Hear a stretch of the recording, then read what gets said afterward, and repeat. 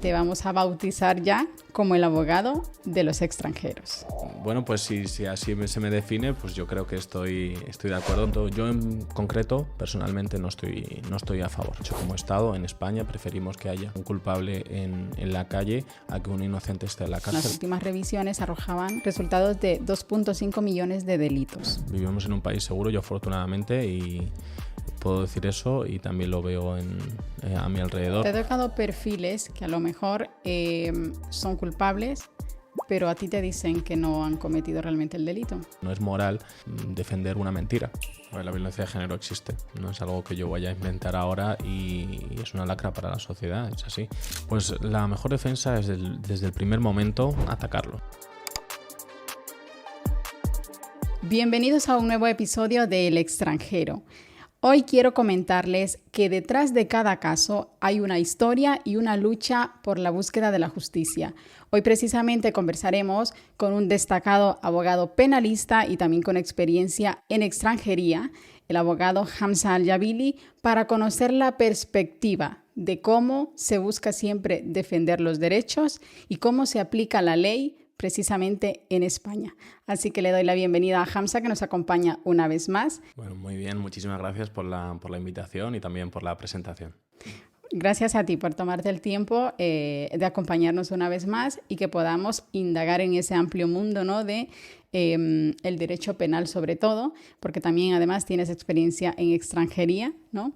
Sí, te vamos a bautizar ya como el abogado de los extranjeros. Bueno, pues si así se me define, pues yo creo que estoy de acuerdo con ese apodo, ese mote. En principio, pues todos, prácticamente la mayoría de mis clientes, no sé si el 90% o más, son de nacionalidad extranjera, así que pues y también teniendo mi experiencia con extranjería, pues... Y claro, se dice muy fácil, Hamza, pero desde luego hay una preparación de muchísimos años, estudios y constante aprendizaje, porque al final yo creo que no dejas de estudiar, no dejas de aprender día con día, ¿no?, con todos los cambios que hay, pues en general. Pero, ¿cómo se llega a ser abogado en España? Bueno, para ser abogado, por supuesto, terminar tus estudios primarios, secundarios y luego pues tienes que graduar o realizar la carrera de Derecho aquí en España.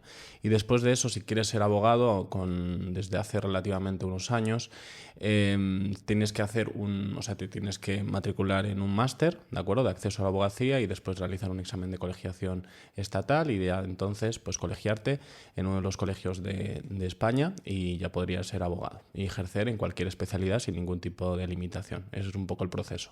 Más o menos 4 años de carrera, 1 año y medio de máster, más el examen de colegiación. Estamos hablando casi de 6 años de formación superior.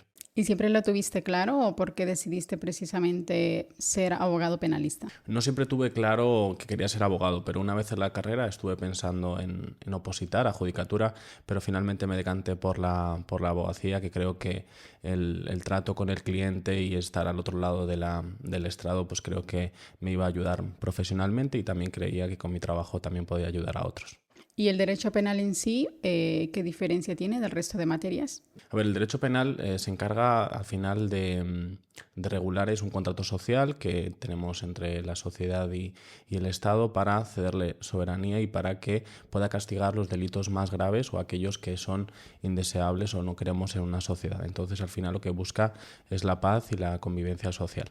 Y vamos a llegar pues a una fase que es un poco de debate, creo, porque a lo mejor cuando estás fuera, si puedo decirlo así, muchas veces nos da la sensación, los abogados penalistas defienden incluso a delincuentes, a personas que a lo mejor pues han cometido algunas cosas bastante graves. Tú como abogado penalista precisamente estás del otro lado, tienes que conocer muy bien la historia y te ha tocado incluso defender este tipo de personas. Entonces, esa sensación que tenemos pues las personas comunes que no somos abogados, que no llevamos ningún caso penal, ¿cómo lo puedes definir? A ver, desde mi punto de vista, yo no tengo ningún problema en defender a delincuentes o personas que presuntamente hayan cometido un delito. Aquí estoy ya adelantando una palabra que se repite mucho, ¿no?, en los medios de comunicación y también entre los profesionales del derecho, y es la presunción, ¿no?, de inocencia. Pues al fin y al cabo, lo de culpable no se determina hasta que haya un juicio y quede probado sin ningún género de dudas. Entonces, yo lo tomo desde un punto de vista de que todo el mundo necesita un abogado, todo el mundo necesita una defensa y al final pues todos somos potenciales delincuentes de alguna forma u de otra, que obviamente tendrán que ver mucho la educación y nuestro contexto social, pero creo que todos merecemos una defensa. Yo no entro a defender, digamos, a delincuentes como tal, sino entro a defender a las personas y sobre todo a sus derechos. Yo no estoy para que una persona que, por ejemplo, entenderás que yo no estoy de acuerdo con que un hombre pueda pegar a una mujer, por ejemplo, en tema de violencia de género o un asesinato o una agresión sexual.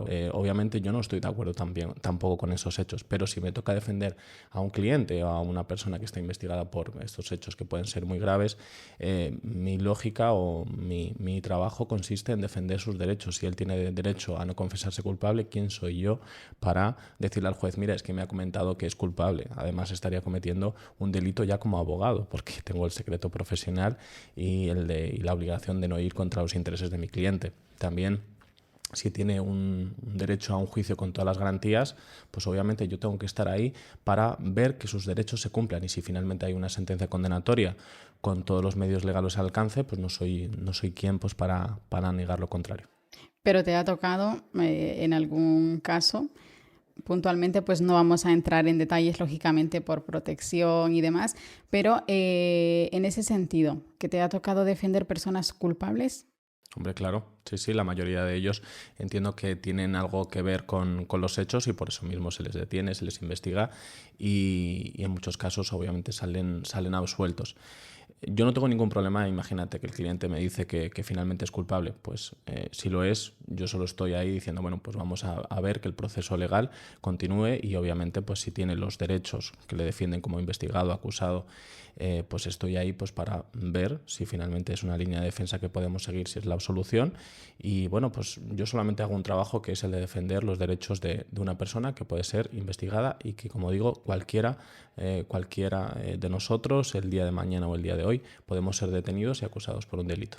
Te ha tocado perfiles que a lo mejor son culpables, pero a ti te dicen que no han cometido realmente el delito. Sí, claro. Que te mienten. Algunos, bueno, no sé si mentirme, en algunos casos yo no soy quien para juzgar a nadie, ni siquiera si me dice la verdad o no.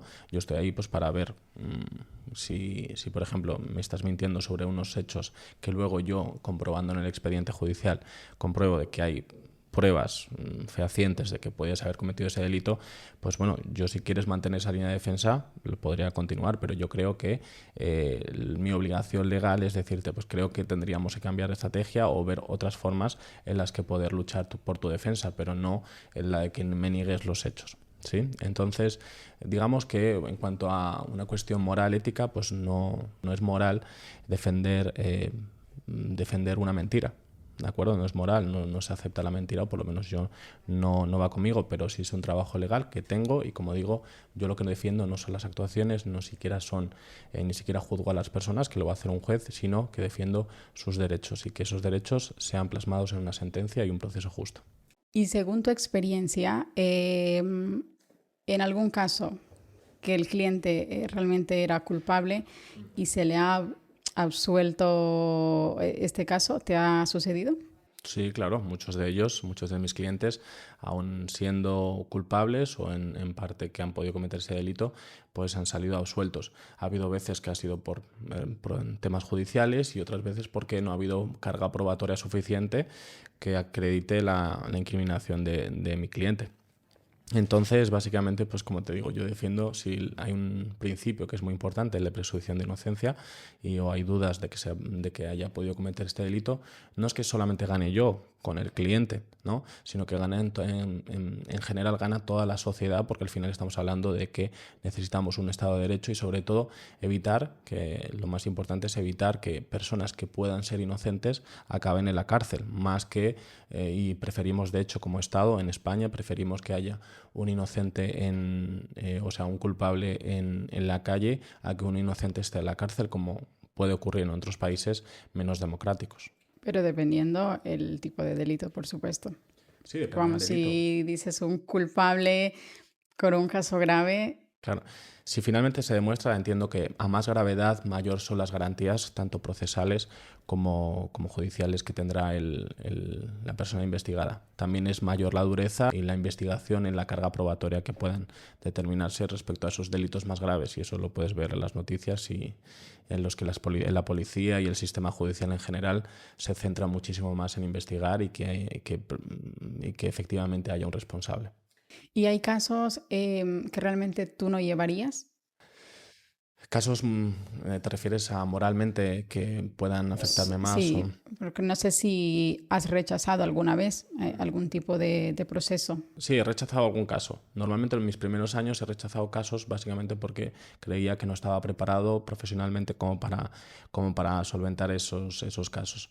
No obstante, a ver, no me crea ningún dilema moral porque, como te digo, es mi trabajo, ¿de acuerdo? Y yo lo que defiendo son derechos, no los actos en sí de esas personas. Entonces, digamos que moralmente no tendría ningún tipo de reparo en ejercerlo porque es mi trabajo, y creo que además, como te digo, cualquiera puede ser detenido mañana por unos hechos muy graves, y aún haciéndolo, tú querrías que incluso un familiar tuyo pueda tener la mejor defensa posible. ¿Y hay algún caso que te haya quitado el sueño?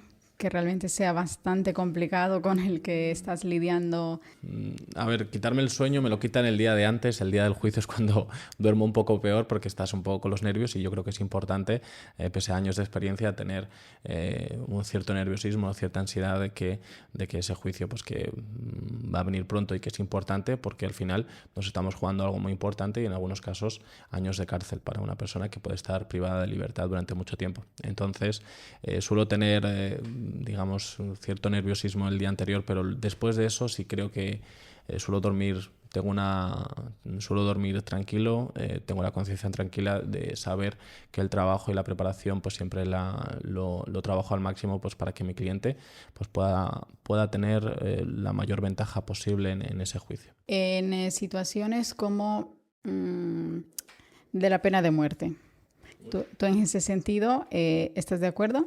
Yo en concreto, personalmente, no estoy a favor. No estoy a favor, de hecho, estoy en contra, porque creo que primero es una pena inhumana y degradante. Tampoco estoy de acuerdo porque al final también una cosa muy importante que es en derecho es el principio de proporcionalidad. Es decir, a mayor gravedad del delito, ¿no?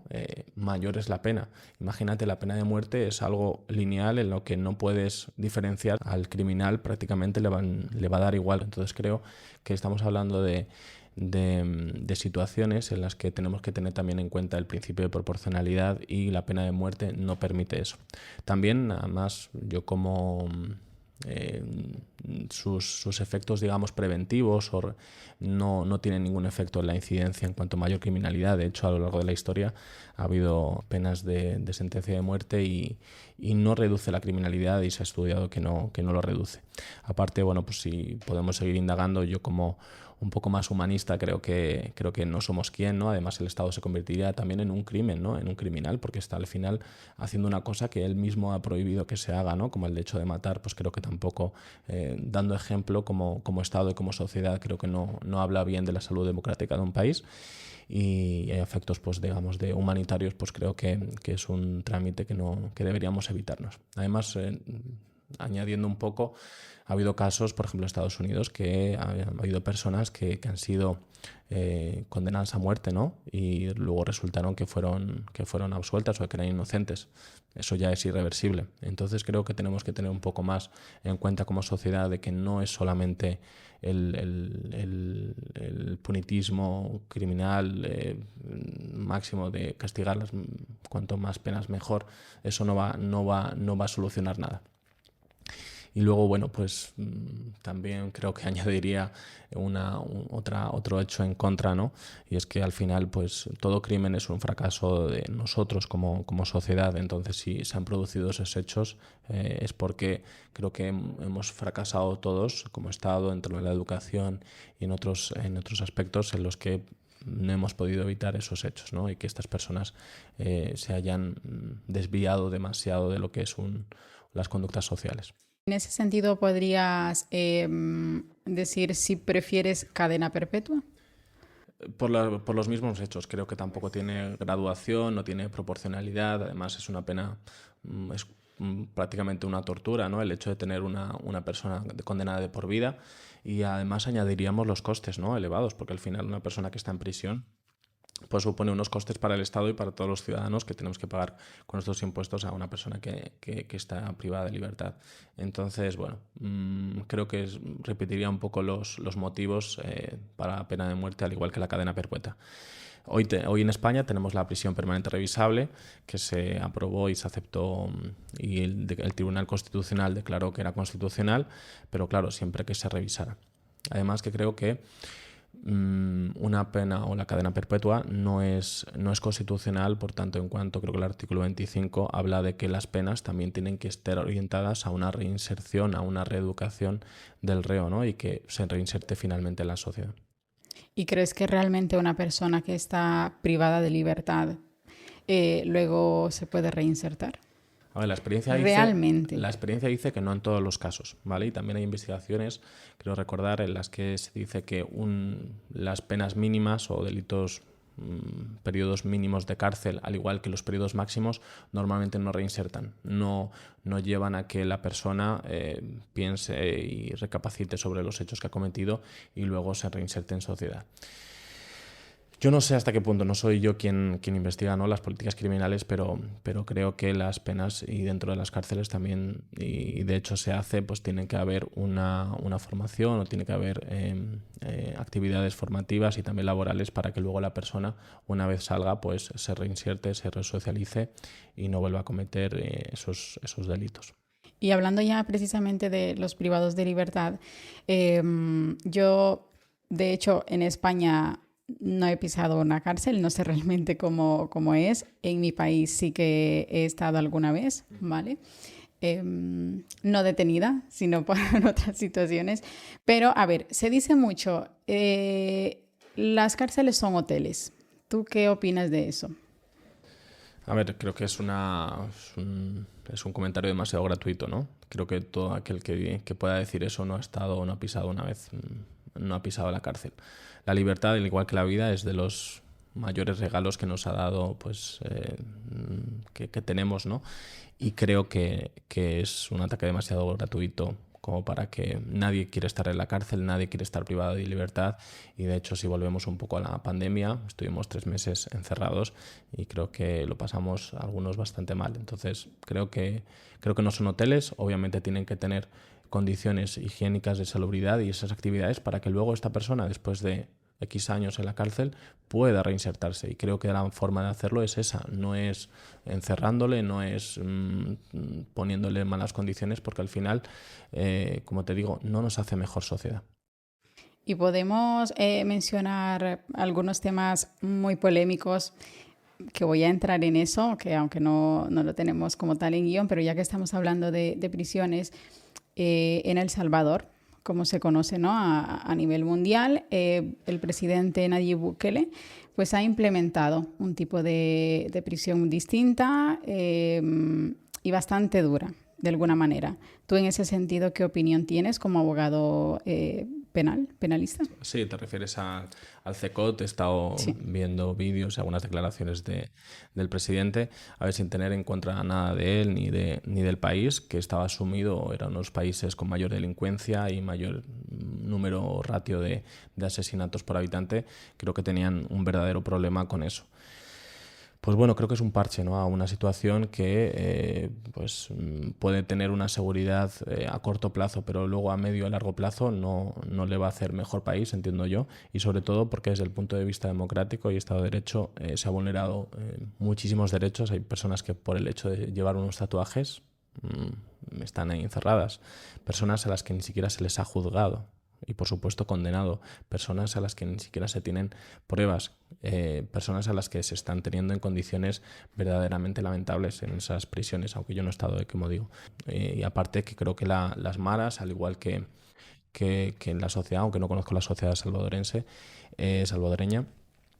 las maras era como un estilo de vida, ¿no? De jóvenes que muchos de ellos son menores de edad, que no recordemos que no son adultos, que son menores de edad, pues vivían o veían en ello una salida de vida, ¿no? que podían tener. Creo que el Estado pueden aplicar esas políticas porque a lo mejor se lo permiten y además está en un estado de excepción que limita derechos. Creo que esa situación no se puede prolongar. Y en cuanto a España, ¿es un país seguro? Sí, yo creo que sí. Vivimos en un país seguro, yo afortunadamente, y puedo decir eso y también lo veo a mi alrededor. Obviamente se cometen delitos, el conflicto es parte inherente a los atributos humanos, pero vivimos en un país seguro. De hecho, una de las cosas que más me dicen clientes míos extranjeros, ¿no? Personas que conozco, es que pueden andar con el móvil y sin miedo a que se lo quiten, ¿no? Pues eso, o salir a horas de la noche que en sus países pues sería impensable. Creo que es un país seguro y tenemos un buen sistema de justicia, tanto con nuestros policías, jueces y demás cuerpos de seguridad. ¿Sabes en el ranking de paz y seguridad en qué número se encuentra España? No lo sé, pero vamos, seguro que nos encontramos o vivimos, seremos de los mejores, seguro. Bueno, pues España se encuentra en el puesto 23 de 163 países que están dentro de este ranking, esto según estadísticas en el 2024. Sin embargo, en el 2024 también las últimas revisiones arrojaban resultados de 2.5 millones de delitos, aún así encontrándose pues entre los principales países más seguros y demás. ¿Qué opinas de estas cifras? 2.5 millones de delitos. Sí, o sea, no sé exactamente de qué fuente provienen, no sé si son delitos, no sé si finalmente fueron condenados o no, o fueron solamente detenciones, que muchas veces acaban en detenciones y luego se archiva en el juzgado. Obviamente, no sé si las cifras están bajando o no, pero desde luego puedo decir que estamos en un país seguro y en el que pues hay una cierta justicia. Es verdad que otros delitos pues no se pueden investigar de la misma manera. Me refiero, por ejemplo, a investigaciones o delitos ahora cibernéticos y relacionados con la informática que obviamente son un poquito más difíciles de perseguir.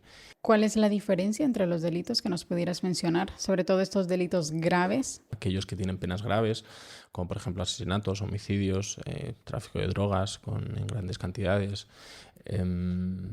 me refiero a corrupción. Entonces todos esos delitos son los que al final realmente hacen daño a la sociedad, ¿no? Y los que no queremos que existan. Entonces habría que diferenciar entre esos delitos y los otros. Probablemente entre los millones o los 2 millones de delitos que se han investigado o que se han tenido en cuenta para la estadística, pues creo que la mayoría de ellos eran delitos de rango menor, ¿no? Con penas leves o menos graves. Y según tu experiencia, ¿este tipo de delitos han disminuido?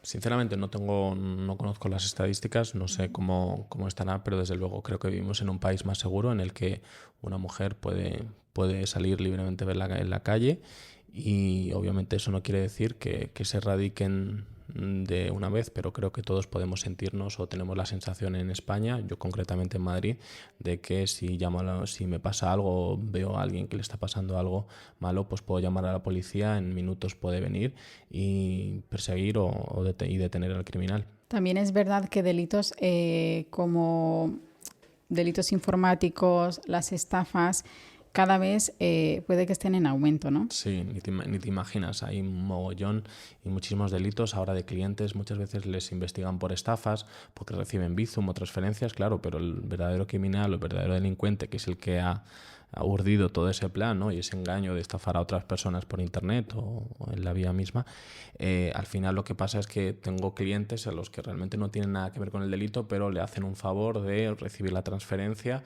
y claro, al final el delincuente pues es al final el que al no constar su nombre, pues puede encubrirse fácilmente del sistema judicial. No obstante, pues conseguimos acreditar y archivar en la mayoría de los casos estos hechos y bueno, pues a la gente decirle que tenga mucho cuidado con las redes, con quienes contratan y los bancos además están haciendo eco de ello y con protocolos más seguros, ¿no? Para la seguridad y también informáticos. Y ahora con todo el tema de la inteligencia artificial, tema de ciberseguridad y demás, desde luego hay muchas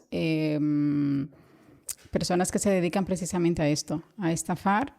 Tienen cada vez más ideas que te sorprenden realmente cómo lo pueden lograr. Entonces, muchas más personas a lo mejor podemos ser víctimas de una estafa.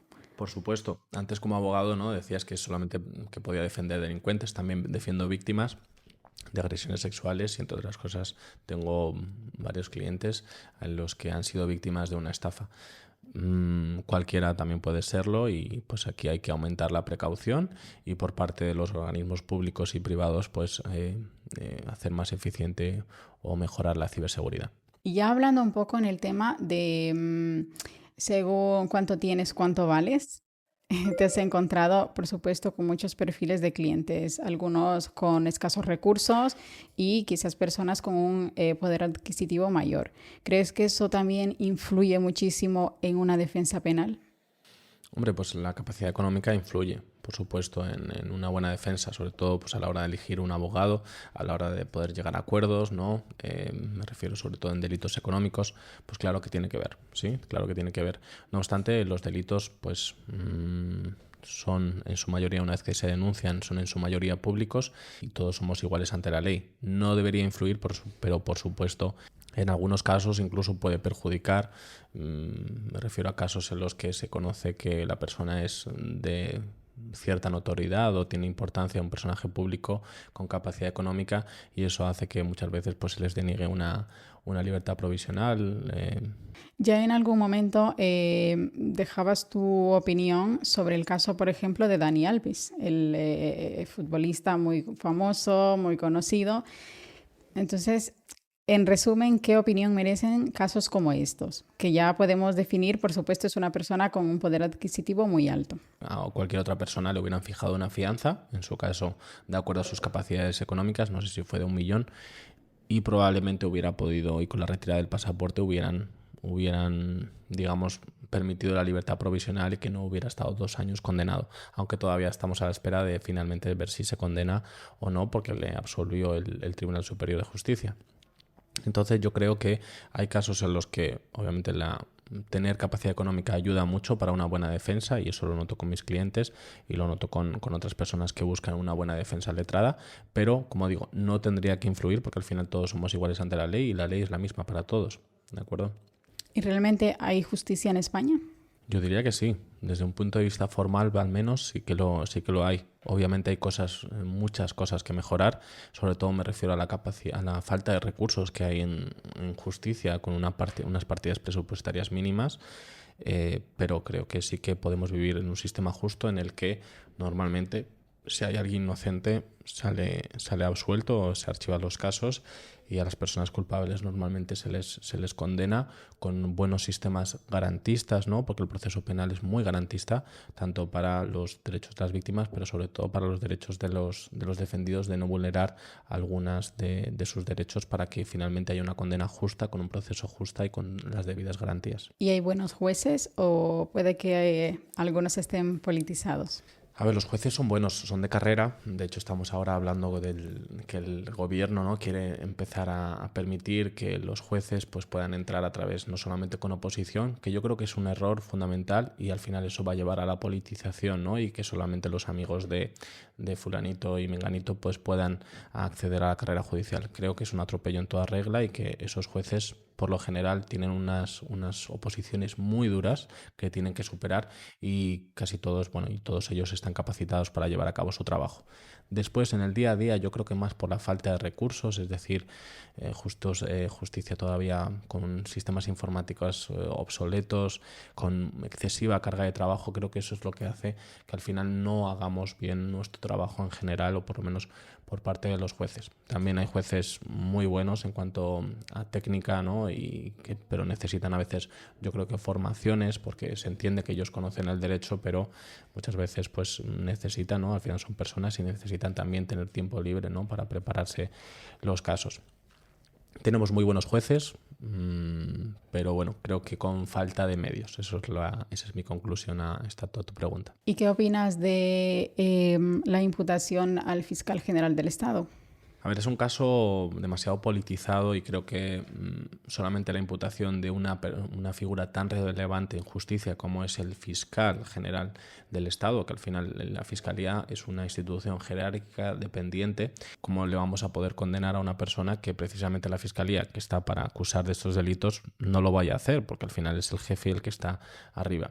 No, desconozco los pormenores de la imputación, pero sí puedo decir que indicios había y que él no ha obstaculizado bastante la investigación, porque ha borrado WhatsApps y correos electrónicos, móviles, ha entregado móviles que no eran suyos para dificultar la investigación.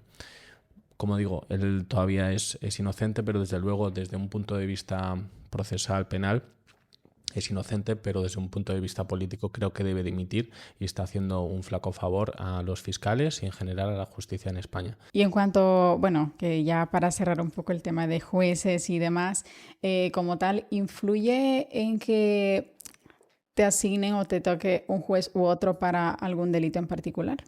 Sí, me ha pasado. Los jueces al final son personas y hay jueces más permisivos en cuanto a las preguntas, otros que menos. Algunos jueces normalmente están de mala leche, ¿no? Y están rebotados todo el día, no sé si por la carga de trabajo, pero me da la sensación de que a veces influye el juicio y dependerá mucho de cómo esté el humor del juez o qué juez nos toque en cada caso particular. Aunque hay tantos casos que llevamos y tantos los juzgados que normalmente no nos tocan con un único juez, a veces tengo que repetir, pero no me ha solido pasar. Y es verdad que los abogados pues tienen relación con muchísimas autoridades, pero ¿cómo es tu relación precisamente con los policías? La mía es muy buena y además valoro mucho la labor que realiza la policía y los cuerpos de seguridad en la seguridad de nuestros ciudadanos. Efectivamente tenemos intereses contradictorios, sobre todo cuando tengo que ir a comisaría a defender a un cliente, pero bueno, ellos entienden cuál es mi trabajo y yo entiendo cuál es el suyo. Evidentemente, a veces intentan no darte un atestado o no darte la información porque al final necesito saber por qué motivos está detenido. Poco a poco solemos llegar a acercamientos y creo que nos respetamos mutuamente. Yo obviamente quiero que la policía pueda seguir estando ahí para garantizar la seguridad, tanto tú como yo, en caso de ser víctimas de algún delito. Y en cuanto a los medios de comunicación, que sabemos que las noticias, sucesos, temas de justicia y demás, pues generan muchísima opinión, ¿no? Y desde luego, pues en los telediarios se habla muchísimo de eso a diario. Y precisamente, ¿qué opinas tú de cómo manejan o cómo reflejan la realidad delictiva en España? Creo que los medios de comunicación hacen su trabajo. Es buena la labor de información y difundir información acerca de los casos porque nos interesan algunos delitos o algunos hechos que han salido al conocimiento público, pero sí creo que tienen que garantizar y tener un rigor en su forma de informar que a veces no siempre se cumple. Y también diría que los medios de comunicación suelen hacer daño a la justicia o a la defensa porque se suelen vulnerar derechos o se suele salir información que al final va a quedar reflejada en los medios y, por ejemplo, casos mediáticos ya se sabe si va a ser condenado, si va a ser culpable y al final, claro, pasa que luego que el proceso y el juicio solamente tienen acceso unos pocos, salta la sorpresa y claro, decimos que los jueces no están preparados y que todo. Entonces es un poco, creo que es importante la labor informativa, pero cuando se habla de más, creo que se contamina mucho el proceso y puede ser que las personas no les llegue o no tengan una sensación buena de lo que es la justicia, de cómo funciona. ¿Has llevado algún caso que sea un poco mediático? Sí, no aquí en España, bueno, algún caso he tenido, pero sobre todo pues que ha trascendido en otros países, como te digo, llevo extranjeros, pues ha tenido conocimiento de que un caso que yo llevo en España está siendo retransmitido en varios programas con millones de personas que ven un programa de un hecho que llevé aquí en España y que pues al final no era tan grave o podemos solucionarlo de una manera muy buena para mi cliente en la que evitó la cárcel. Y en este sentido interfiere mucho, por ejemplo, que a nivel televisivo aparezca pues en una noticia tu caso. Realmente a ti como abogado, ¿esto te afecta directamente? Pues en mi caso no me tiene que afectar, yo sé cuál es mi trabajo, en función del caso que se me presente, pues tendré que seguir unas directrices y al final estoy para defender los intereses de mi cliente, nada más, entonces no me afecta. Muy bien, Hamza. Y al llevar muchos trámites de extranjeros, que ya lo decíamos al inicio de esta conversación, tienes muchísima experiencia, ¿no? En este sentido. Y en el tema de los delitos, pues se dice mucho. La delincuencia proviene de los extranjeros, sucede esto porque hay muchos extranjeros, la inmigración y demás. ¿Tú qué opinión tienes o cuando escuchas pues estas situaciones, qué opinión merece? A mí personalmente me entristece y sobre todo porque no tiene una correspondencia con la realidad. Hay estudios, investigaciones que han determinado que no tienen una correlación clara, ¿de acuerdo? Entonces, no por el hecho de ser inmigrante tienes más opciones de ser un criminal, ¿de acuerdo? De hecho, creo que la mayoría de los delitos que se cometen en España son por nacionales españoles y sobre todo y algunos de los delitos más graves también. Por lo tanto, entiendo que es un ataque gratuito, que siempre se busca culpabilizar a una minoría que la mayoría de mis casos, mis clientes, incluso casos que he llevado penales, ¿no? De mis clientes, lo que hacen y lo que te piden siempre es solo quiero mejorar mi vida, encontrar un trabajo, tener los papeles y buscar pues eso, una mejor vida tanto para ellos como para su familia. Eso es lo que quieren. Que luego, por supuesto, pueden equivocarse y pueden cometer ciertos deslices, los hay, y luego pues está nuestro sistema de judicial pues para intentar que o respondan primero por el delito y luego pues vuelvan a reinsertarse en la sociedad.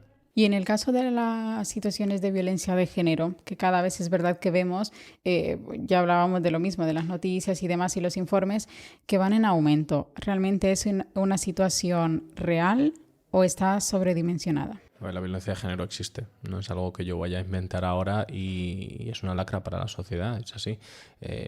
Hay hombres, por el hecho de ser hombres respecto a sus parejas, pues creen que tienen el derecho de poder hacer lo que quieran con ellas.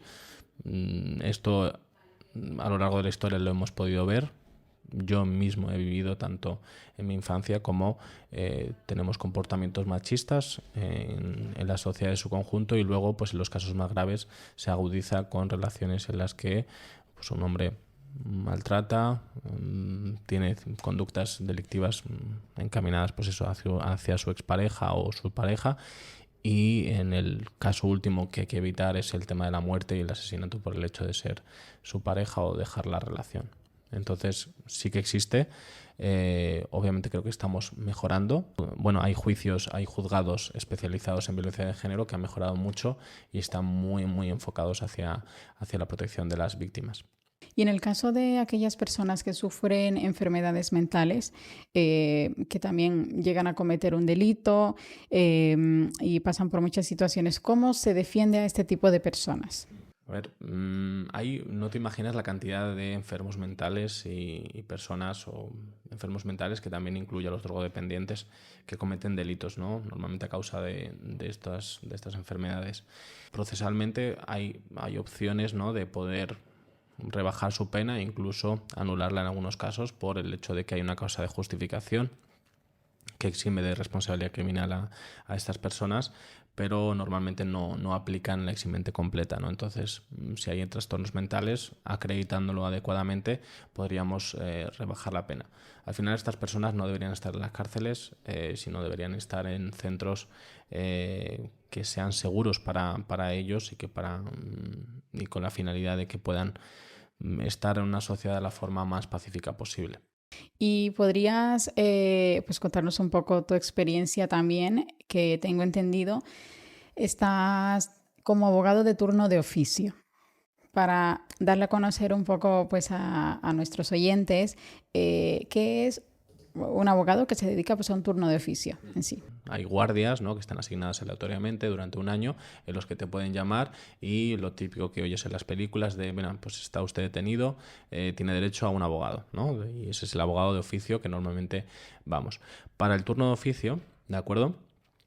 Yo llevo casos particulares y llevo casos en el turno de oficio. En Madrid concretamente te piden 3 años de colegiación y luego puedes entrar directamente con un curso o bien realizando el máster a una especialidad en concreta. De hecho, estoy en la rama penal, soy abogado penalista dentro del turno de oficio y lo llevo pues un poco por un tema de convicción social y de justicia, de poder dar una buena defensa jurídica no solamente a los clientes que me pagan, sino también a los que tienen menos recursos. Pero se dice mucho de los abogados de oficio que no son buenos, que a lo mejor de alguna manera te toca pues un cliente al azar, ¿no? Te lo asignan y ya está. Pero en ese sentido, que a lo mejor como no es un caso del sistema privado, pues les da un poco igual. ¿Tú cómo lo ves? Yo tengo que defender a mis compañeros porque son muy buenos profesionales, la mayoría de ellos son buenísimos e intentan hacer su trabajo lo mejor posible. Es verdad que el turno de oficio, solamente por lo poco que pagan, ¿no?, que yo creo que está mal pagado, pues hace que nuestro tiempo sea limitado y que no podamos a lo mejor dar las mismas garantías o el mismo tiempo, dedicar el mismo tiempo a un cliente del turno de oficio. No obstante, eso no tiene que mermar que tú tengas que hacer tu trabajo de la mejor manera posible y de que tú tengas que atenderle y, por supuesto, velar por sus intereses. Pero te puedes encontrar con abogados que a lo mejor están iniciando, ya nos decías el tiempo que te piden de estar colegiado y demás, pero esos primeros casos de turno de oficio, ¿cómo se enfrentan? ¿Es complicado o es a lo mejor pues eso, uno más? A ver, yo estaba muy preparado porque también acompañé a otros abogados que eran más mayores que yo, a sus guardias. También tenía mucha preparación, que creo que es muy necesaria en los abogados, una preparación que tiene que ser con un aprendizaje constante y continuo, y además que tenemos muchísima información, todos los manuales, libros están al alcance de nuestra mano, ¿no? No era como antes, que solamente la información, había unos códigos que estaban muy especificados y solamente unos pocos podían acudir a tal librería para adquirirlo. Creo que todos nos tenemos que preparar y yo concretamente estaba muy preparado y sigo preparándome para los casos que me puedan venir. Hay mucha preparación, pero yo creo que lo que falta más es un poco de medios y un poco de voluntad de mejorar ese turno de oficio para que los abogados y mis compañeros podamos trabajar con más dignidad. ¿Y qué tipo de estrategias podrías compartirnos que son las más exitosas para llevar un proceso?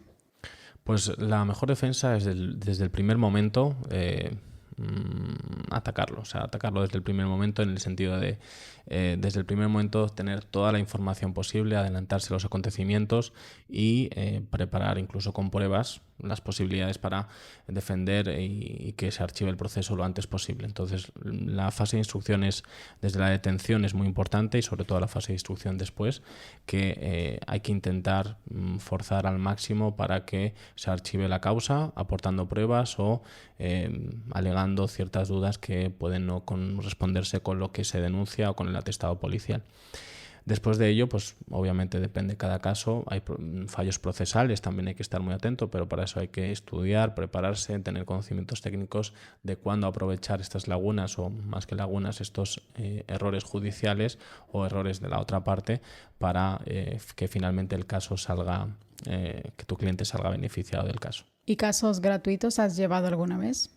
Sí, claro, he llevado algunos casos que, bueno, pues un poco por cercanía, de personas a las que conozco que me han pedido el favor de poder defender a algunas personas. Recuerdo ahora el caso de una mujer que a sus niños les dejó en un campamento de verano y parece ser que una de las monitoras denunció porque decía que los niños tenían marcas, que eran, la verdad, que eran muy leves, pero de marcas de cinturón. En España no se puede pegar a los niños o en principio el castigo físico, la represión física no está bien, de hecho es un delito de lesiones y pues a la madre en ese momento le iban a quitar a los niños. Tú imagínate que por pegar el cinturón, que que nuestros abuelos esto lo hacían con mucha facilidad, o en otros países, a esta persona se le iban a quitar a los niños, se les iba a llevar a una residencia. Por ejemplo, es un caso que me viene a la cabeza, aunque he llevado a otros en los que estoy agradecido y en los que normalmente tenemos casos favorables. ¿Qué pides tú como abogado penalista a tus clientes? A ver, yo les pido que sean honestos y sobre todo que tengan confianza en mí. Tengan confianza, no sé si les vamos a ganar el caso, porque hay casos que se pierden, pero desde luego que tengan la confianza de que yo voy a hacer todo lo posible y que tengo los conocimientos para ello, ¿vale? Para sacar el mayor rédito posible, tanto judicial. En algunos casos hay que valorar, y siempre les pongo de peor o de mejor a peor, que es de peor a de lo peor, sí, que puede haber, pues ¿qué preferirías, no? Y vamos ahí subiendo la escala.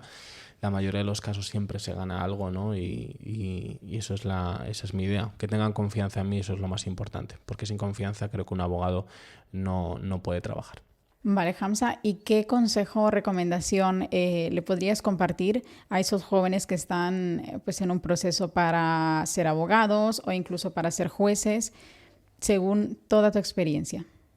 Pues un buen abogado primero tiene que tener la formación y la preparación. Una preparación que no te la da la carrera de Derecho ni un máster. Tampoco te la da la experiencia, aunque obviamente es un grado, ¿no? Pero lo importante es la preparación, una formación continua. Hay que leer, hay que comprar libros de manuales. Si no es comprarlos, ir a la biblioteca. Hay mogollón de recursos que en años anteriores pues hubiera sido impensable que una persona quisiera ser abogado. Si su padre no lo era o no estaba varios años de pasantía, pues no lo iba a conseguir. Entonces, la preparación, también la oratoria, la comunicación, es muy importante convencer y saber hablar y saber comunicar bien. Por lo tanto, si pueden invertir tiempo en una formación comunicativa, también sería muy bueno. Y luego, en cuanto a valentía, ¿no? Valentía para enfrentar ciertas situaciones que se puedan dar y en las que no van a ser fáciles, ya sea una discusión entre un juez, ya sea la discusión entre una policía, poder ser valiente y detenerte, ¿no? Porque al final la justicia es como un coche. Esto me lo dijeron en el curso de acceso al turno de oficio. Los que decía la justicia es como un coche. Un coche puede ir muy rápido, ¿no? Y tiene ruedas y demás, pero los abogados somos el freno a ese coche. Entonces un coche, para que también funcione bien, necesita un freno, porque si no se embala y también acabará mal, ¿no? Entonces creo que los abogados también tenemos que tener la valentía para poner ese freno a los abusos que se puedan cometer. Y luego, pues empatía. Hay personas que no podemos juzgar a nadie, ni siquiera a los delincuentes que han cometido esos delitos. Hay muchas historias detrás. Nosotros no estamos para juzgar, sino para ver los hechos con cierta objetividad y para decir al cliente que aunque no esté de acuerdo contigo, voy a estar aquí hasta el final y vamos a luchar el caso. Pues Hamza, muchísimas gracias porque realmente nos has pues explicado muy bien y ampliamente todo lo que tiene que ver en cuanto a derecho penal, que sé que hay muchísima información, pero desde luego que este podcast nos sirve a los que no somos abogados y a aquellos, por supuesto, también que quieren dedicarse a este mundo, ¿no? Así que muchísimas gracias por acompañarnos. Realmente, en base a toda tu experiencia, sin duda eres pues, el abogado de los extranjeros y te deseamos muchísimo éxito en todos esos casos que estás llevando y que están por llegar. Muchísimas gracias, Marcela, el placer es mío y bueno, pues es un privilegio ser abogado penalista y estar al lado de los más desfavorecidos, tanto a favor del delincuente, presunto delincuente, como de parte de las víctimas. Muchísimas gracias a ti y a todos los que van a escuchar y ver este podcast, pues les invito, por supuesto, a que nos sigan a través de las redes sociales, que nos dejen sus comentarios, qué opinan de todo lo que hemos hablado hoy con nuestro invitado, abogado penalista y también abogado de los extranjeros. Muchísimas gracias.